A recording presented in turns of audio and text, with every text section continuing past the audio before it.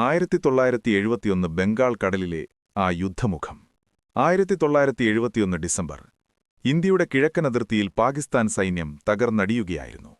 General നിയാസിയുടെ നേതൃത്വത്തിലുള്ള പാക് സൈനികർക്ക് ഇനി അധികനേരം പിടിച്ചു നിൽക്കാൻ കഴിയില്ലെന്ന് ലോകത്തിന് മനസ്സിലായി. എന്നാൽ പെട്ടെന്നാണ് യുദ്ധത്തിന്റെ ഗതി മാറ്റിക്കൊണ്ട് ആ വാർത്ത പുറത്തുവരുന്നത്. അമേരിക്കയുടെ 7ാം കപ്പൽപ്പട ഇന്ത്യയെ ലക്ഷ്യമാക്കി നീങ്ങുന്നു.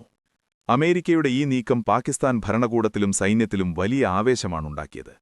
കീഴടങ്ങാനൊരുങ്ങിയിരുന്ന പാക് ജനറൽമാർ ആയുധങ്ങൾ വീണ്ടും മുറുക്കിപ്പിടിച്ചു. അമേരിക്ക വന്നാൽ ഇന്ത്യ പിന്മാറുമെന്നും തങ്ങൾക്ക് കശ്മീരും കിഴക്കൻ പാകിസ്ഥാനും തിരിച്ചുപിടിക്കാമെന്നും അവർ സ്വപ്നം കണ്ടു. ഇന്ത്യയെ വിരട്ടാൻ അമേരിക്ക അവരുടെ ഏറ്റവും കരുത്തുറ്റ 7ാം കപ്പൽപ്പടയെ 7th ഫ്ലീറ്റിനെ ബംഗാൾ ഉൾക്കടലിലേക്ക് അയച്ചു. ലോകത്തിലെ തന്നെ ഏറ്റവും ഭീകരമായ ആണവായുധവാഹിനിയായ USS എൻ്റർപ്രൈസ് ആയിരുന്നു അതിന്റെ തലവൻ.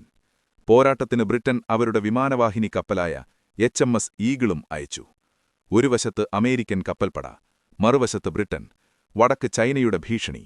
ഇന്ത്യ ശരിക്കും ഒരു ചക്രവ്യൂഹത്തിലകപ്പെട്ട അവസ്ഥ. ഇന്ത്യൻ നാവികസേനയുടെ അഭിമാനമായ INS വിക്രാന്ത് അന്ന് കടലിന്റെ മധ്യത്തിൽ തലയുയർത്തി നിന്നു. ചുറ്റും ശത്രുക്കളുടെ ഉരുക്കുകോട്ടകൾ. വിക്രാന്തിലെ സൈനികർക്ക് ലഭിച്ച നിർദ്ദേശം ലളിതമായിരുന്നു: അവസാന ശ്വാസം വരെ പോരാടുക. മരണത്തിന്റെ നിഴൽ കടലിൽ പടർന്നു.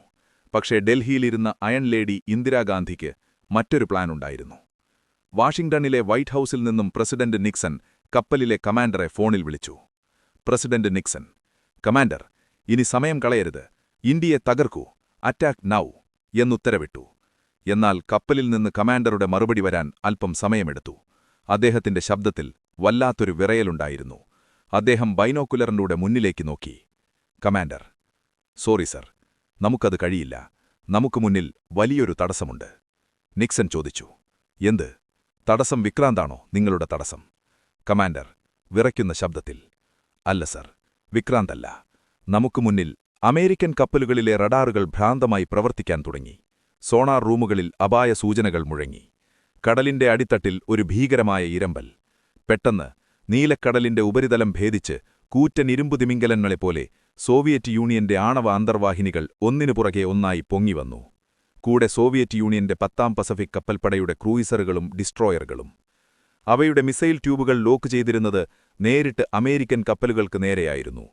സോവിയറ്റ് അഡ്മിറൽ വ്ളാഡിമിർ ക്രുഗ്ലിയാക്കോവ് തന്റെ ക്യാബിനിൽ നിന്നും ശാന്തമായി പുറത്തേക്ക് നോക്കി. അദ്ദേഹം റേഡിയോയിലൂടെ ലോകത്തോട് വിളിച്ചു പറഞ്ഞു: ഇന്ത്യൻ അതിർത്തിയിൽ നിന്ന് ഒരടി മുന്നോട്ട് വെച്ചാൽ നിങ്ങളുടെ കപ്പലുകൾ ബംഗാൾ ഉൾക്കടലിന്റെ അടിത്തട്ടിൽ കിടക്കും. അമേരിക്കൻ സൈന്യം സ്തംഭിച്ചുപോയി. റഷ്യൻ മിസൈലുകൾ തങ്ങളെ ലോക്ക് ചെയ്തിരിക്കുന്നു എന്ന് കണ്ടപ്പോൾ അവരുടെ ആത്മവിശ്വാസം തകർന്നു. ഒരാണവ യുദ്ധത്തിന് അവർ തയ്യാറായിരുന്നില്ല.